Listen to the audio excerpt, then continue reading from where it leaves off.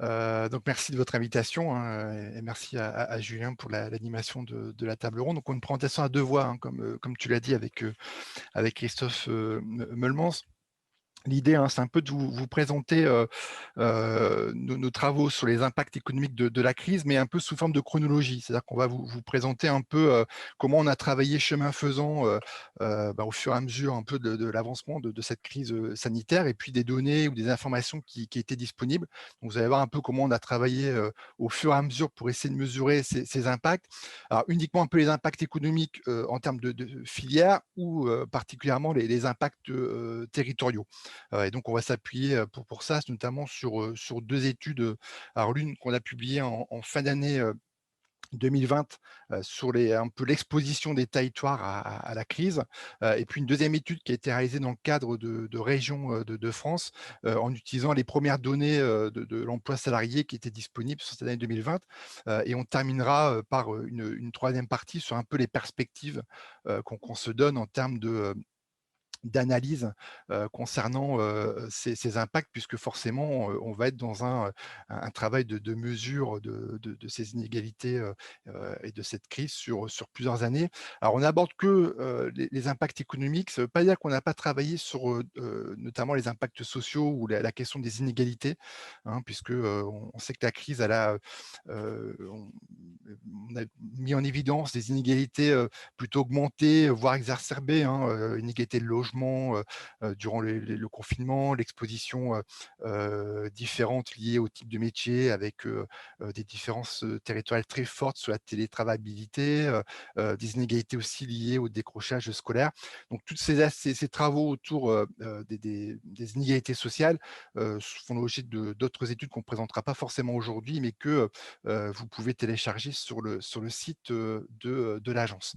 Alors, sur la première partie, un peu sur la mesure de l'impact de la crise, on a essayé, alors, trimestre par trimestre, d'essayer de voir un peu l'impact en termes de PIB, de perte d'activité de cette crise. Donc, on est parti des travaux de l'INSEE au niveau national, qui établissait par trimestre des estimations de perte d'activité par filière. Et ensuite, on reproduisait ces pertes d'activité à la répartition sectorielle de la richesse économique régionale, hein. Et donc, on voit un peu 3 temps différents sur l'année 2020, hein. L'impact important du deuxième trimestre, avec le premier confinement qui était très dur, hein, avec une perte d'activité estimée à 18,6 pour les Hauts-de-France. Un retour presque à l'équilibre autour du troisième trimestre, hein, puisque la perte d'activité n'était que de 3,6. Et puis sur le quatrième trimestre, une perte d'activité de 7,6 un deuxième confinement, mais avec moins de restrictions, comme par exemple les écoles qui étaient restées ouvertes, ou des protocoles sanitaires où les gens s'étaient un peu plus adaptés, l'apprentissage du télétravail, et donc un impact économique qui était un peu moins important sur la fin d'année. Et donc, sur cette, on va dire, estimation régionale à partir donc de ces pertes d'activité nationale, on était sur, grosso modo, alors on est sur quelque chose de très large, mais une perte de PIB qui est estimée à 11,5 milliards d'euros. Un impact économique qui est légèrement inférieur à ce qu'on avait, ce qui est estimé au niveau national, tout simplement parce qu'on a en Hauts-de-France un poids plus important de production de richesse lié aux services non marchands, qui représentent à peu près 28% de la valeur ajoutée régionale, contre 22 au niveau national.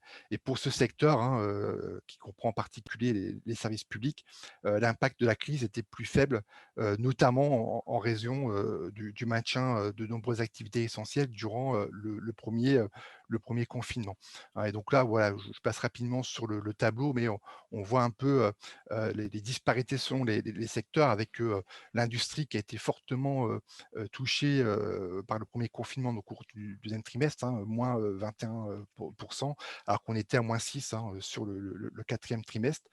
Et donc là, l'explication pour le fait, hein, que les Hauts-de-France sont légèrement moins touchés, c'est ce poids des secteurs non marchands, un peu moins impactés que les services marchands, et qui sont davantage présents dans la valeur ajoutée régionale. Alors, on essaie ensuite de regarder Alors là, c'est un exercice un peu, théorique qui s'appliquait bien, par rapport, au 1er confinement. C'est de dire finalement par rapport, aux secteurs touchés, au niveau national, et bien, comment, ces secteurs sont, surreprésentés ou non sur les territoires de la région. Et donc on est, sur le 1er confinement, donc sur la carte de gauche, on est parti, d'une typologie de l'INSEE qui avait regardé par secteur d'activité ceux qui avaient, une activité réduite à plus de 2 tiers par rapport à une période normale. Donc durant ce 1er confinement, donc on retrouvait, la restauration, l'hébergement, le commerce non alimentaire ou la construction. Donc en Hauts-de-France, durant ce 1er confinement, on avait, 23 des salariés qui, travaillaient dans des secteurs très fortement impactés par la crise, donc des secteurs qui avaient, perdu plus de 2 tiers de leur activité. Donc c'était 2 points de moins que la moyenne nationale, mais ça cachait, on le voit, de fortes disparités, territoriales puisqu'on a regardé donc du coup par EPCI, et bien le poids, en termes d'emploi de ces secteurs, très fortement impactés durant la crise. Donc là, c'est un exercice théorique puisque, c'est, voilà, en fonction de la structure économique, quels étaient, les territoires qui étaient les plus exposés, par rapport à ce 1er confinement. Et donc la part de l'emploi dans les secteurs qui étaient très fortement, impactés, vous le voyez sur la carte de gauche, hein, varier de 15 par exemple pour la Thiérache, du centre, l'impact plus faible, à plus de 56 pour des intercommunalités comme le pays de Debré.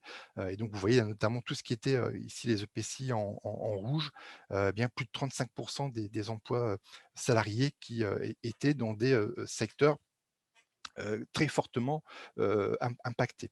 Sur la carte donc on retrouvait également aussi, hein, pour donner quelques exemples, hein, Valenciennes qui était assez touchée, parce on a une spécialisation assez forte sur la fabrication de matériel de transport. On avait, également, le pays du coquelicot, touché, potentiellement, par, le fait que la filière aéronautique, particulièrement touchée, est fortement représentée sur cette intercommunalité. Et puis sur la carte de droite, on a regardé donc, au lendemain un peu de ce 1er confinement, en septembre, quels étaient, les secteurs d'activité qui n'avaient pas forcément, retrouvé, leur, rythme, de 2019. Donc on a regardé, la part, des emplois, dans les secteurs qui, avaient toujours une perte d'activité supérieure à 15 en septembre par rapport à leur rythme normal. Et donc on avait donc 14 de l'emploi salarié, régional, présent dans ces secteurs qui, on avait qualifié de durablement touchés, par la crise sanitaire. Et on voyait quand même de fortes, disparités, territoriales, hein, puisque, on avait notamment 12, intercommunalités de la région qui avaient plus d'un emploi salarié sur 5, dans ces secteurs, durablement, touchés, comme les transports de voyageurs, l'hébergement-restauration, ou dans une moindre mesure des activités industrielles comme l'aéronautique. Finalement, ces secteurs qui ont été, donc en septembre 2020, durablement affectés, étaient aussi finalement des secteurs qui, étaient, fortement touchés, durant le 1er confinement. On n'a pas reproduit l'exercice, infra, notamment sur la fin de l'année 2020 et ensuite sur 2021 parce que l'exercice se prêtait plutôt bien ici parce que les impacts, des conditions sanitaires étaient identiques, au niveau national. C'est-à-dire qu'on pouvait imaginer que, les conditions qui, impactaient par exemple le secteur de l'automobile étaient les mêmes quelles que soient les régions. C'est peut-être un peu plus difficile à faire l'exercice sur la fin de l'année 2020 parce que, notamment les protocoles sanitaires, les restrictions sanitaires pouvaient être différentes d'une région à une autre et donc toucher, un peu plus différemment, les secteurs. Alors juste ici pour terminer avant de passer la parole à Christophe, ce qu'on avait aussi, donc fait en 2020, c'est de regarder à partir de la composition des revenus des territoires, quels étaient les territoires qui étaient potentiellement, les plus exposés par rapport à la crise sanitaire. Donc on regardait un peu, les territoires dont les revenus étaient essentiellement tirés, de l'économie productive. Ceux qui, par contre avaient une part importante de revenus, on va dire, fixes, comme, les retraites, l'emploi public ou les prestations sociales. Et puis aussi des territoires qui tiraient, plutôt, leurs revenus, de flux extérieurs, notamment, par des déplacements domicile travail, donc qui captent de la richesse de territoires voisins. Et donc cette carte finalement, elle montrait, une exposition différente des territoires par rapport à la crise. Juste quelques illustrations, hein, les EPCI qui sont en orange, donc étaient, les interco qui ont une part importante, du tourisme dans la composition de leurs revenus. Donc on le sait, que ces EPCI étaient particulièrement impactés, par la crise sanitaire. Les territoires qui sont ici en rouge sont ceux qui, tirent leurs revenus, d'une part importante de l'économie productive, et qui donc étaient potentiellement aussi, assez exposés. Et à contrario, on peut imaginer que sur les intercommunalités qui sont ici en vert, on avait, des amortisseurs un peu automatiques qui jouaient parce qu'on avait une part importante de revenus fixes dans ces territoires, comme les retraites, l'emploi public, ou les prestations sociales. Je vais laisser la parole à Christophe, c'est parti. Oui, bonjour. Effectivement, comme l'a dit Grégory, on est dans une analyse un peu qui évolue avec le temps et qui évolue avec les évolutions, enfin avec les situations sanitaires et ce qu'on peut analyser sur un plan économique, hein, qui n'est pas simple au fur et à mesure. Donc, dans la suite des choses, on a travaillé notamment avec Région de France, donc, qui est la fédération des régions, et sous l'égide d'un économiste qui s'appelle Olivier Bouba-Olga et qui travaille maintenant pour la région Nouvelle-Aquitaine, à un travail sur l'analyse au niveau interrégional et avec un niveau de comparaison aussi, que vous voyez déjà sur cette carte-là, entre zones d'emploi. Pour avoir à la fois essayer de trouver des explications, parce qu'on voit que sur cette carte, finalement, qui est basée sur l'évolution de l'emploi salarié privé, donc sur les données URSSAF, on a des disparités qui sont très fortes entre zones d'emploi. Même si la majorité ont connu une évolution négative, il y en a qui ont des évolutions plus fortes. Il y en a qui sont revenus rapidement quand même à des niveaux positifs. Donc ça, c'est aussi intéressant à souligner. Et effectivement, cette question de l'évolution des emplois à l'échelle des régions et des zones d'emploi nous paraît intéressante à creuser. Alors d'abord, il y a eu plusieurs directions dans cette analyse au niveau national. Il y a eu des effets qui ont été analysés, les effets d'abord d'un effet national, hein, puisque l'arrêt, surtout pendant le premier confinement, a été impactant au niveau national et pour tout secteur. Il y a des effets de spécialisation qui ont été analysés et enfin des effets locaux. Alors, ce qui a été retenu surtout dans cette analyse, c'est que l'effet national est très largement prédominant. On a une baisse, on a un effet national qui est très fort et qui s'impacte un peu partout. Donc, il est mesuré à 1,65% en négatif pour l'évolution d'emploi. On a après des effets locaux qui sont en général positifs au niveau des régions, et des effets de spécialisation, mais qui finalement donnent pas forcément une explication très importante en termes d'évolution de l'emploi. Si on prend par exemple la région Hauts-de-France, elle a connu une baisse de son emploi salarié privé finalement entre ces deux périodes, entre la fin 2019 et la fin 2020, une diminution de 0,61% de l'emploi salarié privé, qui s'explique d'abord surtout par un effet national. On applique l'effet national à 1,65%, un effet local qui est positif à 0,91% et un effet de spécialisation qui est assez limité à 0,13%. Donc finalement, enfin, c'est aussi en termes d'approche quelque chose qui renseigne déjà aussi sur la complexité à analyser cette crise, hein, et à expliquer des différences qu'on peut voir après entre régions et des fois entre zones d'emploi. Parce que quand vous voyez certaines zones d'emploi, notamment dans la région Auvergne-Rhône-Alpes, notamment avec des zones d'emploi plutôt orientées tourisme, mais des zones d'emploi ont subi un choc quand même très fort, et globalement des régions aussi, Île-de-France et Auvergne-Rhône-Alpes, qui ont subi des chocs plus forts que la région Hauts-de-France. Un dernier angle d'analyse dans cette publication, hein, qui a été publiée au courant mai, je crois, mais vous avez la référence juste à côté, on pourra la remettre, c'est aussi qu'il n'y avait pas de corrélation entre la trajectoire que connaissaient les territoires avant la crise, si on remonte à un an ou 2 ans avant, et, et les évolutions qu'ont connues les territoires pendant l'année 2020. Voilà. Tu peux passer, Grégory.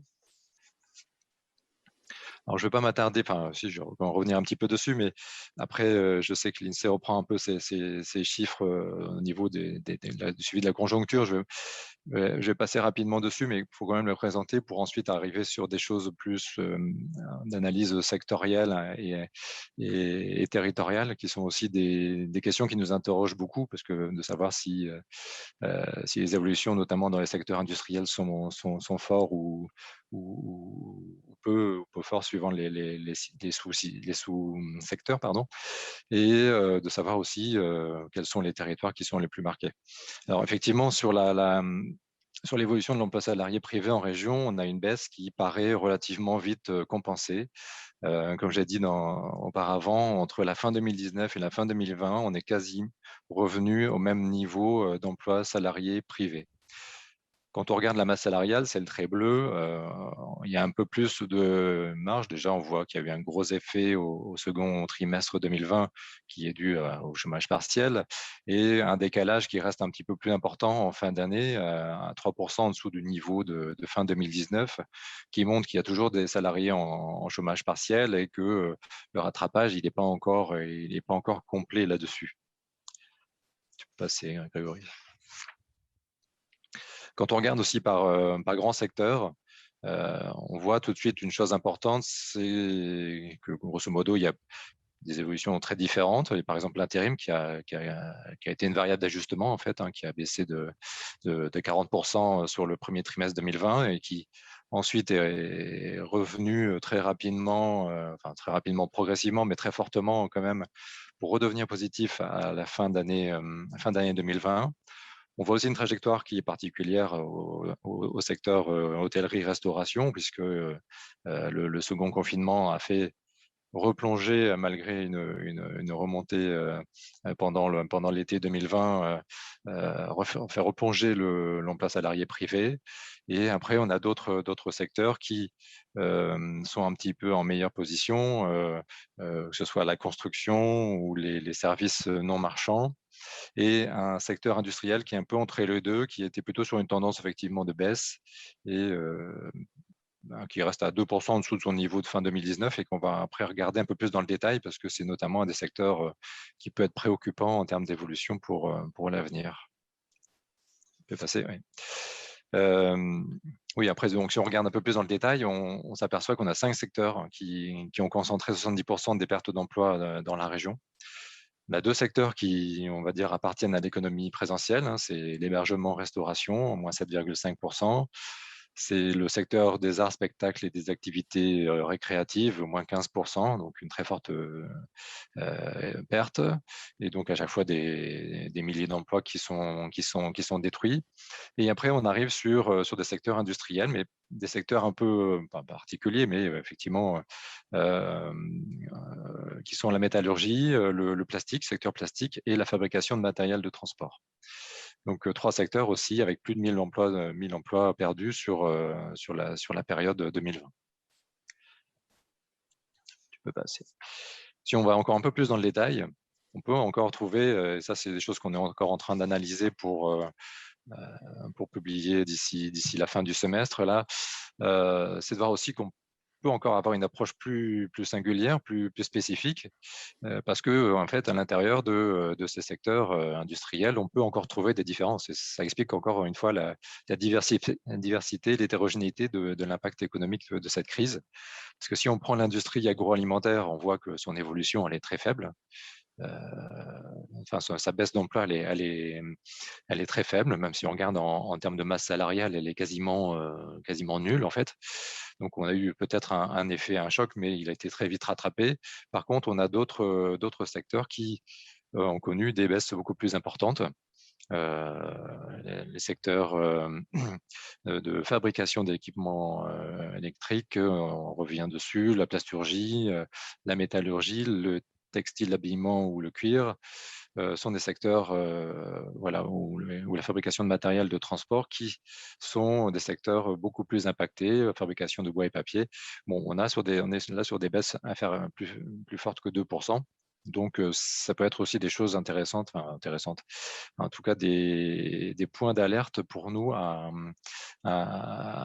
regarder parce que voilà, l'évolution importante de ces secteurs, leurs conditions de travail, demain, on va dire de retour à la normale, elles ne sont pas toujours évidentes et il y a parfois des facteurs de risque et ça, c'est important de le regarder. Après, on peut passer sur une approche territoriale. Ah oui, sur la demande d'emploi. Sur la demande d'emploi, oui, je ne vais pas beaucoup m'étendre non plus dessus, mais oui, pour qu'on ait un peu en tête la hausse, bon, on voit toujours effectivement un impact fort au deuxième trimestre 2020, mais après une hausse qui est relativement contenue, puisqu'elle est à un peu plus de 2% sur la période. Hein. Toujours, je reste sur la période décembre 2019, décembre 2020 pour avoir des échelles de comparaison. Donc, on n'a pas une hausse très, très marquée de la demande d'emploi, quelles que soient les catégories.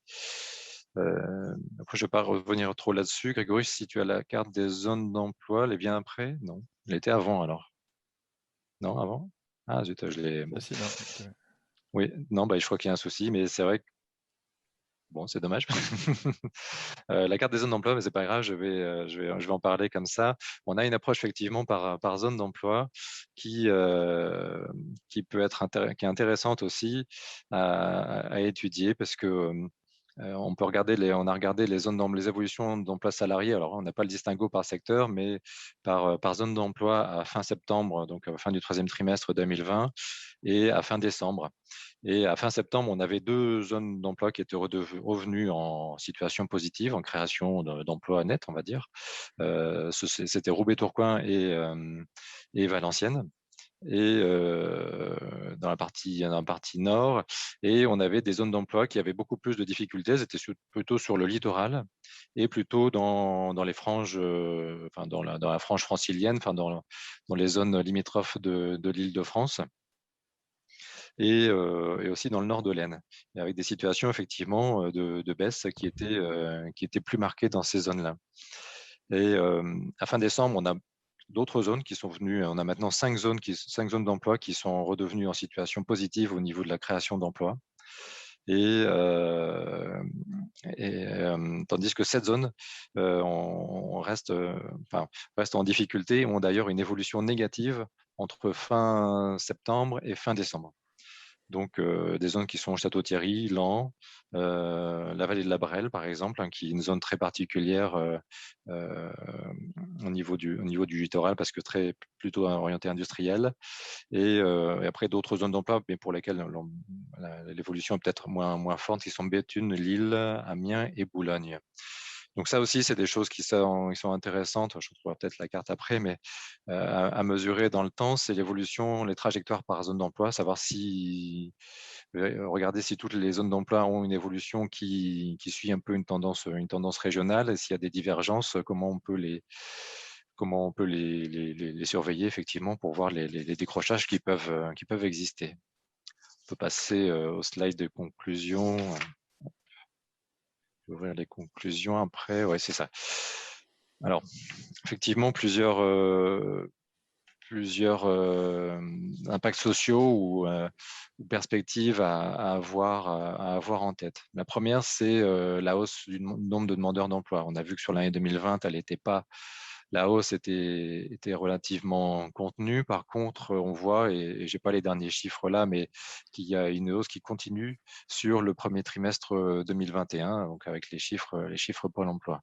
Ça, c'est quand même aussi un point de fragilité important parce que ça indique aussi des arrivées sur le marché du travail. Ça indique aussi peut-être des catégories de demandeurs d'emploi qui ont plus de difficultés à revenir à l'emploi. Un deuxième point qui est très préoccupant, c'est l'impact à venir des défaillances d'entreprise. On sait que pendant la période 2020, les défaillances ont été un peu gelées du fait de l'arrêt des procédures, du fait de la mise en place des outils de garantie, enfin des outils un peu défensifs mis en place par l'État.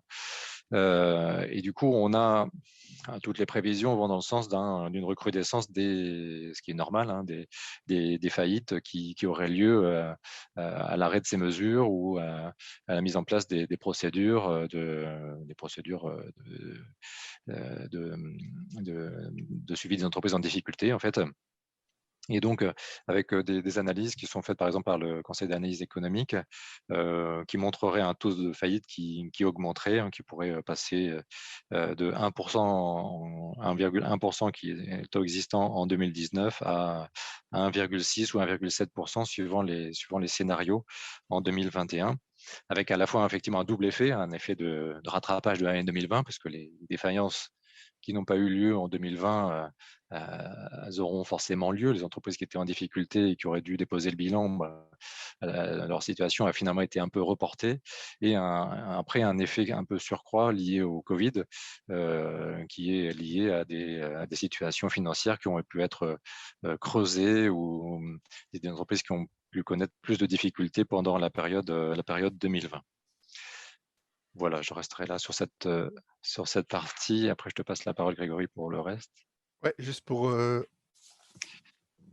terminer, vous m'entendez, hein, c'est bon? Parce que j'ai plus le ouais. Il nous reste plus beaucoup de temps là, Julien, si? En 2 minutes hein, sur la Oui, fin? oui, rapidement parce qu'effectivement, il y Ouais, a rapidement, donc du coup sur les suites un peu des impacts qu'on va essayer de mesurer là dans les prochains mois. Alors forcément le lien entre, inégalité économique et puis impact sur les inégalités sociales, hein, avec un effet entraînement que vous connaissez, hein, avec, c'est l'OFCE qui sort le chiffre, hein, qu'une hausse de 100 chômeurs pendant une crise économique conduit à environ une augmentation de 43 personnes sous le seuil de pauvreté et puis ensuite un effet également sur les ménages allocataires du RSA. Par rapport à la question des différences d'entreprise ou de la question des pertes d'emploi, forcément une attention qu'il faudra porter sur les plus jeunes actifs qui peuvent être les premiers concernés, hein, dans les mois qui viennent. Et puis un point alors, sur lequel on n'a pas présenté de deux cartes ce matin, mais vous pouvez également les retrouver dans nos publications. C'est l'impact sur les recettes des collectivités.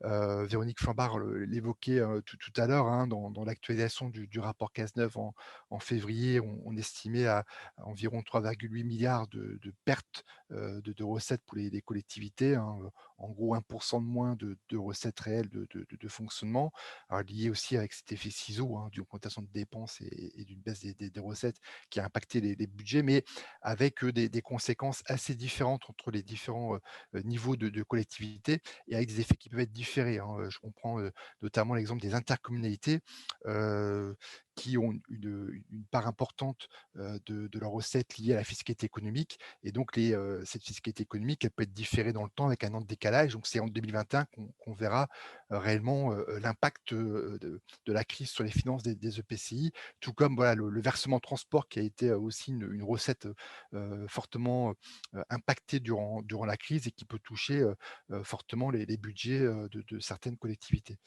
Et puis, alors, un autre point, et on terminera par là, sur lequel on a un petit système de suivi concernant l'épargne forcée qui est pour nous un facteur clé de la reprise. La Banque de France estime à la fin du premier trimestre de 2021 à 142 milliards d'euros l'épargne forcée durant le confinement. Et on sait que c'est un enjeu important pour la reprise. Ici, juste à titre d'illustration, les prévisions de l'OFCE qui estime qu'un surplus enfin, une désépargne de 20%, bien conduirait à une croissance du PIB supérieure à 1,7 point, hein. Donc, par rapport à un scénario où eh bien, les ménages ne souhaitent pas désépargner parce qu'ils estiment peut-être qu'il y aura une baisse des dépenses à venir ou une augmentation des impôts. Et donc, le coup, la question de la désépargne, donc la mobilisation de cette épargne forcée, on le voit en termes notamment de PIB, que c'est un facteur clé de la reprise dans les mois à venir.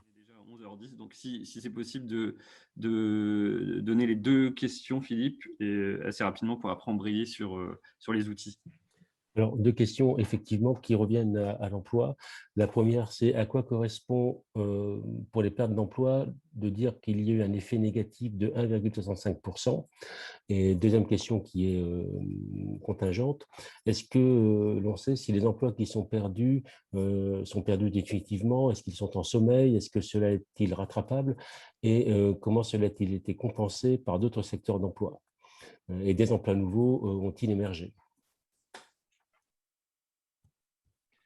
Alors, j'ai entendu partiellement la deuxième question, mais je peux déjà répondre à la première. La première, le 1,65%, c'est la baisse, c'est l'impact national. C'est dans le modèle, en fait, c'est l'effet national. La baisse d'emploi, elle est de 1,65% au niveau national. C'est 310 000 emplois qui ont été supprimés au niveau national. Donc après, comme on est dans un contexte où l'effet était d'abord national avec le confinement, les mesures qui étaient équivalentes dans toutes les régions, c'est d'abord l'effet qui prédomine. D'accord. Et donc, on ne sait pas au niveau régional le nombre de pertes d'emploi qu'il y a pu y avoir. Ah si, si. Enfin, après, en détail, enfin, effectivement, il y a ces effets qui sont un peu en opposition, l'effet national, mais après, les effets qui sont appelés de spécialisation, qui peuvent accroître ou diminuer ces impacts arrivent aussi, mais ils sont très faibles. Et après, on a un effet local qui est un peu plus important, qui fait qu'au final, on a une baisse de l'emploi de 0,61% pour la région, donc à peu près un peu moins de 9 000 emplois supprimés sur la période. D'accord. Et donc, ces Perdus. emplois supprimés, c'est la deuxième question. Oui. Ces emplois supprimés, l'ont-ils été définitivement? Est-ce que c'est rattrapable actuellement? Est-ce qu'ils sont simplement en sommeil ou est-ce qu'il y a de nouveaux emplois qui ont été créés dans le contexte de la crise? Alors rattrapable, c'est difficile à dire. Alors ce qui est sûr, c'est qu'on revient progressivement au niveau de fin 2019. Ça, on voit que il y a une tendance qui revient là. Après, l'emploi était quand même en croissance sur les précédentes périodes. Enfin, il y avait une tendance de création d'emplois quand même, hein, et ça, c'est plus difficile de revenir à ce niveau-là. Là, après, savoir si on récupérera la tendance perdue, c'est beaucoup plus compliqué et ça renvoie notamment à des questions de relance économique, comme évoquait Grégory, qui sont peut-être notamment liées à l'activation de toute cette épargne qui a été stockée pendant la période. Soit la consommation revient très fortement et il y a une relance économique qui s'opère avec création d'emplois, soit il y a toujours un comportement un peu attentiste et la reprise se fait beaucoup plus tardivement. Ce qui est sûr, c'est qu'on est quand même aussi sur un mécanisme, on voit dans certains secteurs industriels avec d'autres types de mécanismes où on est sur plusieurs années d'effet. Donc on ne verra pas tout de suite cet effet de rattrapage. Et on est forcément sur plusieurs années pour l'analyser.